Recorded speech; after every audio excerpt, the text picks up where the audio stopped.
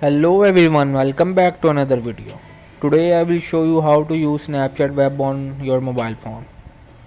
Go to Google Chrome and search it Snapchat web login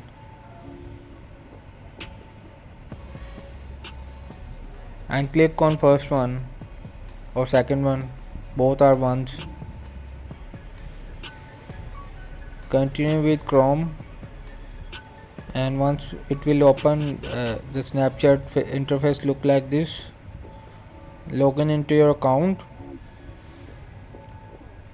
It will be load due to poor connection. Take times and it will be load.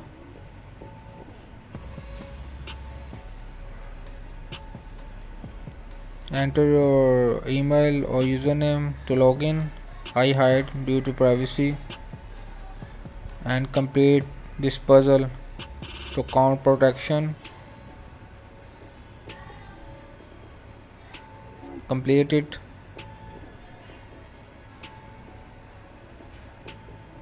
It's very easy to complete. Now verification is completed. This is how to use Snapchat web login on mobile phone. Hope this video help you. Please don't forget to like and subscribe.